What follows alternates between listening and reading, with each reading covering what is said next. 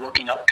अब बहुत मेहनत कर रहे हैं लेकिन प्रॉब्लम्स खत्म होने का नाम ही नहीं ले रही है। आप एक चीज सॉल्व करते हैं दूसरी आ जाती है, दूसरी सॉल्व करते हैं तीसरी आ जाती है, और बहुत बार आपको ऐसा लगता है अब मैं रिलैक्स कर सकता हूँ, अब चीजें थोड़ी सॉर्टेड लग रही हैं, चीजें अब ऐसे लग रहा है सेटल हो रही हैं, and then again one more issue will suddenly prop up and then you will ask why me यार, मेरे साथ ही ऐसा क्यों होता है, कब ये सब बंद होगा, will it ever end no. और मैं और मेरी टीम ना पिछले दिनों एक प्रेजेंटेशन के लिए, एक ट्रेनिंग के लिए कुछ लोगों की कहानियां ढूंढ रही थी, कुछ लोगों की लाइफ स्टोरीज को हम लोगों ने स्टडी किया, and we realise some people जो आज बहुत कामयाब दिखते हैं, आज बहुत कमाल की पोजीशन में दिखते हैं, but they have gone through really really big failures. और इनमें से कुछ फेलियर्स तो ऐसे थे जिन्हें सुनकर ऐसा लगा यार कि जिस बात पे मैं सुबह से शाम तक परेशान होता हूँ वो तो एक्चुअली परेशानी है ही नहीं, कोई और मुझसे भी कहीं ज्यादा परेशान था। So I thought why not share दो स्टोरीज विद यू। तो इस वीडियो में मैं आपके साथ में 7 रियल लाइफ स्टोरी शेयर करना चाहता हूँ।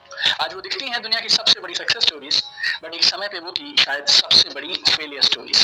तो इन 7 कहानियों को लास्ट तक दिल से सुनिएगा, क्योंकि मैं दिल से बोल रहा हूँ और बात आपके दिल तक पहुंचेगी। और मुझे इस वीडियो के नीचे कमेंट सेक्शन में जरूर आप ये बताइएगा कि 7 में से कौन सी कहानी ने इस समय आपके करंट हालातों से विजय पाने में आपकी सबसे ज्यादा मदद की। और पहले शख्स का नाम लेने से पहले मैं उनकी कही हुई एक बात बोलता हूँ, उन्होंने सन 2000 में कही। In the year 2000, when the entire world was celebrating the new century, I was celebrating my disastrous fortune. If you are lacking AI confidence, AI certainty, AI clarity, and you know you...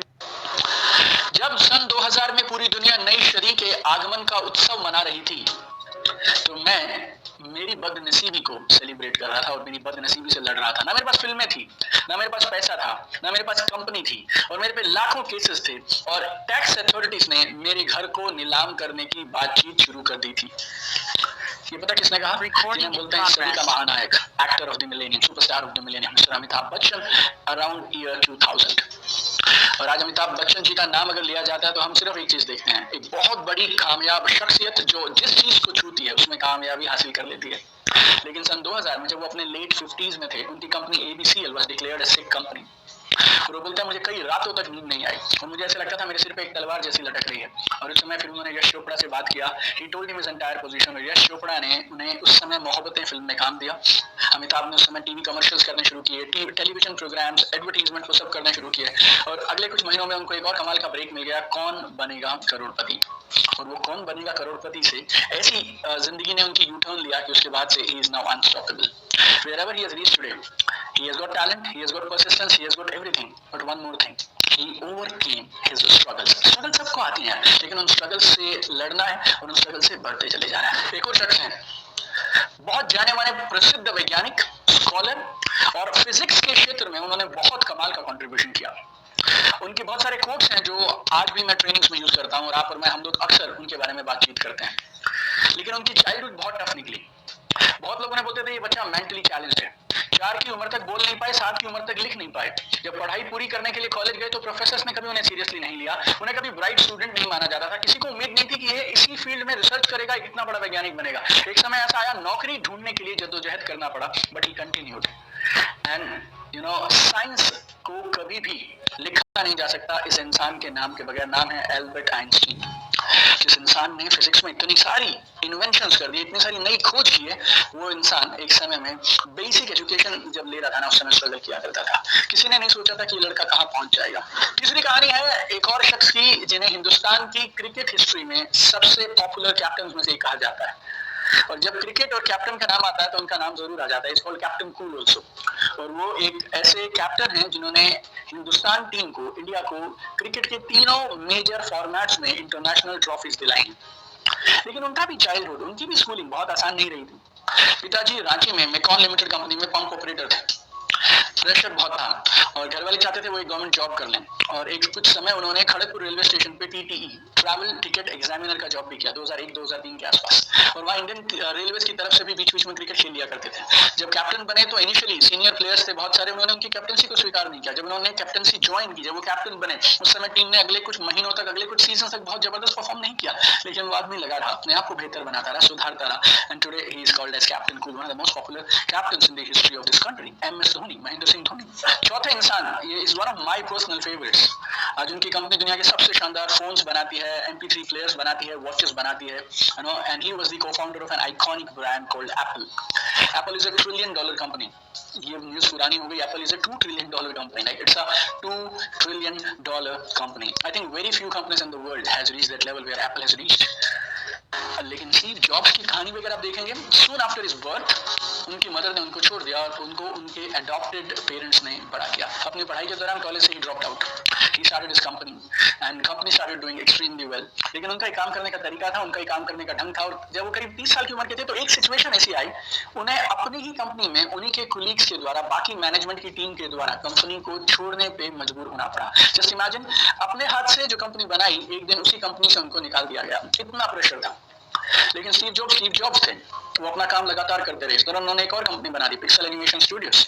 और फिर Apple को उनकी जरूरत पड़ी और एक situation ऐसी आई कि एप्पल ने दोबारा से डिमांड किया, आप ऐसा बोल सकते हैं, स्टीव जॉब्स की, and then he went back to his own organisation, got his position back in the company, and then again, you know, started rebuilding Apple corporation as you see it today. So Steve Jobs also had his own shares of problem. एक और Indian business owner है और Adani group के founder हैं, chairman हैं, नाम है गौतम अदानी। आप कोल ट्रेडिंग ले लें, कोल माइनिंग ले लें, ऑयल एंड गैस एक्सप्लोरेशन ले लें, पोर्ट ले लें, मल्टी मॉडल लॉजिस्टिक्स ले लें, power generation, transmission, gas distribution, even Mumbai airport also, the Adani Group owns more than 70% share in Mumbai airport also, right? Today you see Gautam Adani, where Gautam Adani is today, but ये जो empire बनाया उन्होंने, जो Adani group का empire बनाना है, that was also not very easy. I was reading in a magazine recently that his family's personal net worth is around $75 billion. लेकिन जब वो 18 के थे, he had to drop out of Gujarat university. B Com के second year में थे, वहां से ड्रॉप आउट करना पड़ा, फिर बॉम्बे आना पड़ा, बॉम्बे में डायमंड सॉर्टिंग का काम शुरू कर दिया, फिर एक बिजनेस से दूसरा, दूसरे से तीसरा, तीसरे से चौथा, लगे प्रयास करते रहे और प्रयास करते करते करते today family net worth is more than $70 billion. The sixth story that I want to share with you is about a woman. She's an author, लेखक हैं वो, और she is not the author of a best-selling book. She is the author of a best-selling series in the history of this world. और जिस series की 500 million plus copies sold हुई, 500 million से ज्यादा कॉपीज बिकी हैं। लेकिन जब उन्होंने इस किताब को लिखा, पहली हैरी पॉटर की बुक को लिखा जब J.K. रॉलिंग ने, she was going through some of the worst times of her life. She had suicidal thoughts. Survive करने के लिए बहुत पैसे नहीं थे। She was a single mother और अपनी एक बेटी के साथ में कैफेज में लिखा करती थी। सोशल सिक्योरिटी से पैसे मिला करते थे, उससे गुजारा चलाया करती थी। टाइपराइटर पे टाइप करती रहती थी। 5 साल लगे थे पहली किताब लिखने में, और 5 साल के प्रयास के बाद जब उन्होंने वो मैन्युस्क्रिप्ट पब्लिशर्स को दिखाया, 12 पब्लिशर्स ने स्ट्रेट अवे उसको रिजेक्ट कर दिया। But she continued, and 13th publisher, they published Harry Potter series, and after that, one thing after the other continued, and J.K. Rowling has reached this prestigious position today. सुनो, 90% serotonin जो happy hormone है, वो brain में नहीं, गट में बनता है। मतलब अगर डाइजेशन वीक है। She was also on the verge of quitting. आप समझिए, 5 साल लगातार काम करती चली गई उस किताब के लिए, उस ड्रीम के लिए। Struggle करती रही। Financially, she was at her lowest condition, and she used to had suicidal thoughts. And from there, she pulled it up. And right time, the book went to the market and became a sensation. And seventh and last one more Indian business owner, नाम है नारायण मूर्ति। नारायण मूर्ति जी को बोला जाता है father of IT sector. Fortune magazine ने उनको रखा 12 greatest entrepreneurs of our times. लेकिन ऐसा नहीं कि इन्फोसिस उनकी जिंदगी का पहला वेंचर था और यूं ही कामयाब हो गया। मूर्ति का जो पहला वेंचर था, एक कंपनी थी जिसका नाम था सॉफ्ट्रॉनिक्स, और वो करीब 1-1.5 साल में फेल हो गई और बंद हो गई। और उसके बाद मूर्ति ने अब पाटनी कंप्यूटर सिस्टम ज्वाइन कर लिया और वहां पे करीब 5 साल काम किया। फिर 1981 में इन्फोसिस बनाया, और वो भी अपने 6 दोस्तों के साथ। और पैसे नहीं थे, अपनी वाइफ सुधा मूर्ति से उन्होंने कैपिटल के लिए पैसे उधार लिए, और उस पैसे से जो अपनी वाइफ से उन्होंने लिए थे, उससे उन्होंने इन्फोसिस शुरू की। पहले कई साल तक इन्फोसिस में प्रॉफिट नहीं आए, और एक समय ऐसा आया जब उन्हें अपने बाकी को फाउंडर्स के सामने ये प्रस्ताव रखना पड़ा कि अब क्या किया जाए। 2 को फाउंडर्स क्विट कर गए, 5 बच गए। Murthy continued, and Murthy was among those 5, and then Infosys is one of the most respected IT companies not only in India but across the globe today. You know, sometimes we feel हमारी problem सबसे बड़ी है, हमारे दुख सबसे बड़े हैं, हमारे चैलेंजेस सबसे बड़े हैं। But you know, everybody who has risen to the top, they have gone through some challenges, some problems. Problem नहीं चाहिए तुम्हें, चैलेंज नहीं चाहिए तुम्हें, कुछ भी नया मत करो, जहाँ हो वहीं रह जाओ। Don't try anything else. Nobody will criticize you. You will not face any problems. You know, one of my training program, somebody asked me, sir, हमारे business में problems बहुत हैं। मैं बोला, आपको एक जगह बता सकता हूँ जहाँ प्रॉब्लम नहीं है।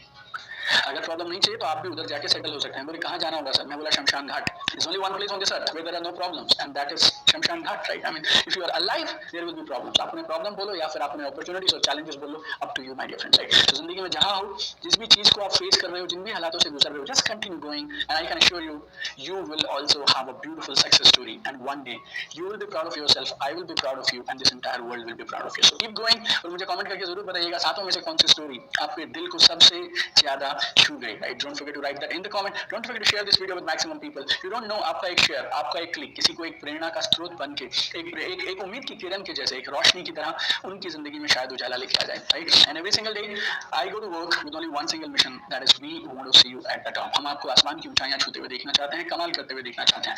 सो God bless you, keep shining. आइए मिलकर इस दुनिया को और खूबसूरत बनाते हैं और अपनी खुद की सक्सेस स्टोरी लिखते हैं. Love you guys.